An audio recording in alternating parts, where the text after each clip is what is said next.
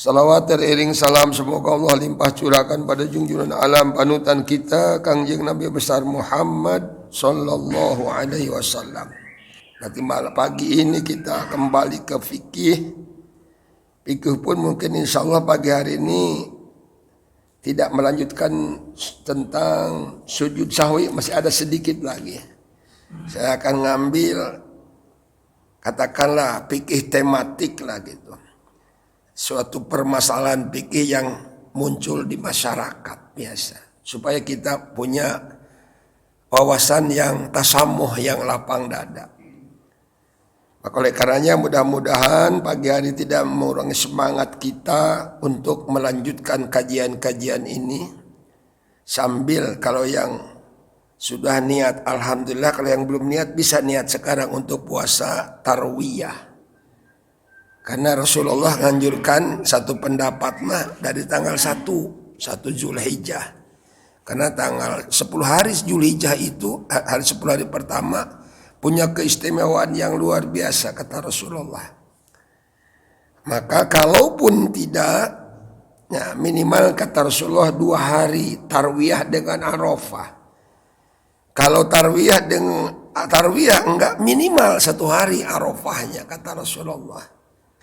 Lalu gimana kalau tadi malam enggak niat? Sholat puasa sunnah mah walaupun pagi-pagi niat, asal belum makan belum apa masih dibolehkan. Rasulullah pernah sekali waktu Aisyah katanya, pagi ini ada sarapan apa nih? Ya Rasulullah, kayaknya pagi hari ini dapur kosong katanya. Percaya nggak kalau Rasulullah mau sarapan pagi nggak ada apa-apa? Kalau kita mau Pak Iwan nggak pernah itu. Jarang terjadi pagi-pagi sarapan, dapur nggak ada apa-apa, nasi nggak ada, kemudian telur nggak ada, jarang. Paling tidak ada telur, ada nasi lah, angetin nasi, ceplok telur, 3 butir mudah, kasih kecap ABC, udah jadilah sarapan. Jadi Rasulullah pagi-pagi mau sarapan nggak ada apa-apa, jawab Rasulullah, udahlah kalau gitu aku puasa aja dah. Nah, gitu. Itu Pak Islam landasannya. Jadi puasa sunnah mah andai kata pun malam tidak niat, maka pagi-pagi pun boleh. Bahkan juga termasuk puasa wajib pun, kalau menurut Imam Malik masih boleh.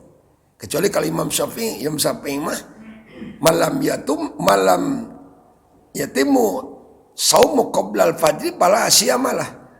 Siapa orang yang tidak meniatkan, tidak menetapkan puasa tadi malam, maka besoknya dianggap tidak puasa. Tapi Imam Malik berpendapat berbeda. Inilah perlu lapang dada. Makanya ingin saya rasanya pagi ini kajian yang model-model seperti ini, supaya kita jangan suka mau menang sendiri gitu. Para jamaah dimuliakan Allah Subhanahu wa taala, saya akan bacakan fatwa yang ditulis oleh Syekh. Kitab ini kitab yang ditulis oleh Syekh Haji Ali Maksum Krapyak Jogja, almarhum beliau. Ninggalkan tulisannya ini, buku kecil tulisannya fatwa yang dikeluarkan oleh beliau. Bismillahirrahmanirrahim. Qala al-mu'allif rahimahullah wa nafa'ana bihi wa bi ulumi fid dharain amin. Ini hebatnya kalau pengarang kitab ini hampir rata-rata, kalau saya ngikuti para ulama, para kiai, kalau ngaji kitab tulisan siapapun di awalnya doa, artinya mendoakan mu'alif, mendoakan musonif pengarang kitab. Ya, makanya ini begitu dibaca kitab ini ngalir tuh, pahalanya ke yang ngarang ini. Al-misalul awalu, contoh yang pertama, permasalahan yang suka timbul di masyarakat. Kayaknya saya lihat agenda saya belum pernah di sini. Jawazu hibati sawabil qiraati, jawaji hibatin, boleh jawaz atau jaizun, boleh hibatin sawabil qiraah, menghibahkan, menghadiahkan sawabil qiraah, ganjaran bacaan. Maksudnya bacaan Quran, bacaan apa saja, bacaan umpamanya tasbih, tahmid, Wasodakoti lan sodakoh lil mayiti dumateng mayit, kepada mayat, wa wusuli sawabin dan nyampai ganjaran tersebut, wa wusuli sawabil qiraah dan nyampai ganjaran bacaan tersebut, maksudnya bacaan Quran dan lainnya, wa amalil birri dan amal-amal kebaikan lil mayit kepada mayat. Ini judulnya, sumpoko bahasannya. Ini bukan saya yang ngomongin, hanya membacakan doa. Ini kata beliau, Kiai Haji Maksum tadi. Kata beliau, boleh menghadiahkan, menghibahkan ganjaran bacaan Quran dan lain-lainnya, wasodakoh lan sodakoh lil mayit kepada mayit, boleh katanya.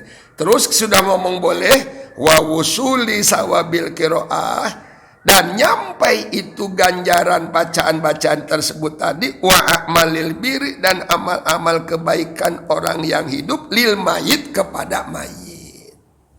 Terus berikutnya komentar Syekh almarhum, wahwa dan permasalahan ini, kebolehan menghadiahkan ganjaran bacaan dan sodakoh tadi kepada mayat, min masailil furu'il khilafiyah.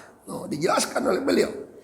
Min masailil sebagian dari masalah-masalah. Min naci kata santri min litab'id, menunjukkan sebagian, separuh, tidak semua, sebagian dari masalah-masalah furu'iyah, cabang, bukan pokok. Makanya yang sering berbeda pendapat itu cabang. Jangan, bukan pokok. Kalau pokok pasti sama. Kalau tidak sama pasti ada yang salah itu. Tapi kalau puru bisa saja. Kata si A benar, kata si B enggak benar. Nah, bisa saja begitu. Berarti kalau puru apa? Puru iya cabang dalam ilmu fikih. Bisa saja benar itu ada 2. Mungkin bisa ada 3. Ya. Contoh. Kunut subuh. Ada yang mengatakan kunut subuh itu sunnah, ada yang mengatakan enggak sunnah. Yang sunnah kunut najilah. Kayak sekarang nih. Najilah bukan subuh saja. Seluruh sholat 5 waktu, maka dibolehkan, dianjurkan untuk kunut najilah. Supaya bencana ini menghilang. Nah, berarti bisa bencana menghilang dengan kebaikan. Di antara kebaikan itu adalah dengan doa. Makanya kata Rasulullah, kalau ini maksiat dan riba terus-terusan merajalela di masyarakat, maka seolah-olah perbuatan-perbuatan tersebut menghalalkan datangnya bencana. Kalau boleh merenung kita Pak Yusron, pantas nih bencana kagak reda-reda, kayak naik terus, habis maksiatnya nggak berhenti, terus maksiatnya, riba apa lagi? Makin tambah gede nambah hutang, makin riba ngegedean. Kan hutang ada bunganya itu riba, Pak. Apapun alasannya. Nah gitu. Makanya Pak Yusron kalau mengutangi duit kepada tetangga, teman yang mau operasi 10 juta, kembali berapa? 10 juta. Boleh gua kasih pinjaman 20 juta biar istrimu selamat sesarnya. Tapi nanti berapa? Janjinya berapa bulan? 1 bulan bayar 21 juta. Ada riba 1 juta. Tabungan untuk mendapatkan api neraka. Luar biasa para jamaah ini. Nah, jadi berkaitan dengan kunut berarti itu adalah masalah furu'iyah. Contohnya itu contoh kecil ya. Kemudian masalah kurban ada pendapat wajib, ada yang berpendapat sunnah. Kalau Imam Syafi'i sunnah muakkad, kalau Imam Malik diantaranya kurban itu wajib bagi orang yang qadir, bagi orang yang mampu. Berarti menurut versi Imam Malik, kalau orang mempuh kurban tapi boten purun kurban, apapun alasannya, berarti dia berdosa kata Imam Malik. Tapi kata Imam Syafi'i mah kagak dia, ya, nah, kagak berdosa, hanya sunnah muakkad, sunat yang sangat dipentingkan supaya mendapatkan khair, lakum fiha khair. Nah, jadi, lalu bagaimana kalau masalah furu'iyah tadi? Yang bisa ada yang mengatakan iya, ada yang mengatakan tidak, ada yang mengatakan yes, ada yang mengatakan no. Maka di sini kata beliau, fala yajuzu bisya'nihi, maka tidak boleh bisa nihi dalam kehidupan isyaratul fitan menyebarkan fitnah. Hebat beliau ini. Saya salut dengan pemahaman beliau ini. Kalau tadi berbeda pendapat antara kita jamaah atau antara kelompok satu dan kelompok lain masalah furu'iyah tadi, maka dikatakan jangan menyebarkan fitnah dalam kehidupan. Kalau memang beda pendapat, tidak setuju dengan pendapat orang lain, wislah menang sampean. Itu. Kalau memang tidak setuju, pahanya udah diam, hormati pendapat orang lain. Bukankah pernah kejadian di zaman Khalifah Umar bin Khattab radhiyallahu an? Umar bin Khattab pernah menangkap bajingan, nggak pakai tengik, bajingan biasa. Ya, bajingan itu ditangkap, diadili oleh hakim yang adil, dijatuhkan hukuman penjara. Penjara. Pas Umar bin Khattab wafat, diganti oleh siapa? Utsman bin Affan. Pas zaman Utsman bin Affan lagi ada bajingan yang seperti itu persis. Pelanggaran hukumnya, pidananya seperti itu.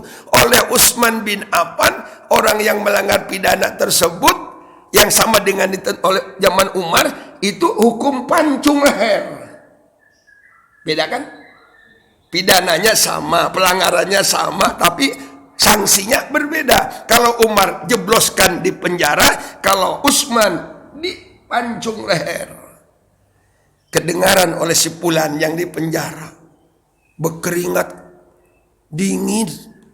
Kenapa keringat dingin yang di penjara? Padahal ya hukuman masih ada 1 tahun lagi.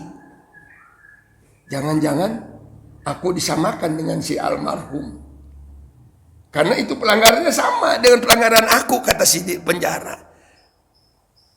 Sampai dia merasa ketakutan. Kata Sayyidina Utsman, Fulan, tenang aja si Fulan.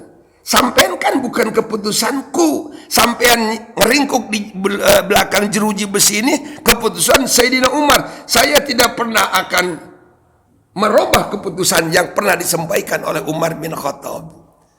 Plong aja si Fulan, tenang. Jadi tadi yang takut diapain?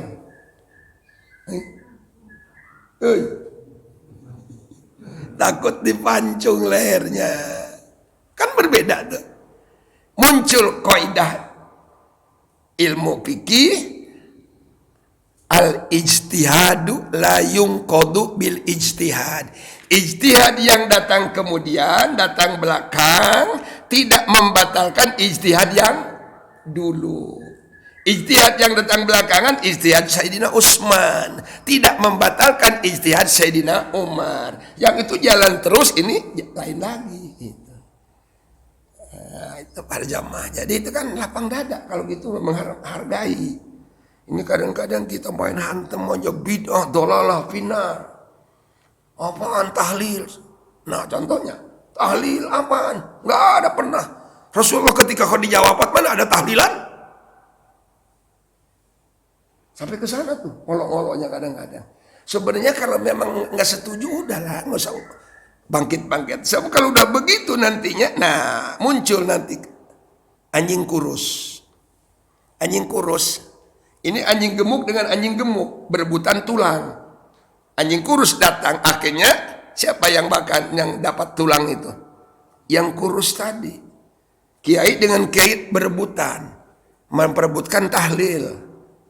7 hari, 40 hari, 100 hari, nyewu. Tahu nyewu? 1000 hari, haul gitu. Dari mana dalilnya? Wah, bertengkar kiai dengan kiai, ustad dengan ustad. Muncul orang di tengah-tengah yang memang sengaja untuk mengadukan. Kayaknya Indonesia seperti itu kita ini. Diadu-adukan kiai dengan kiai sekarang. Karena dia orang liberal mau masuk ke dalamnya, Syiah masuk ke dalamnya, komunis masuk ke dalamnya.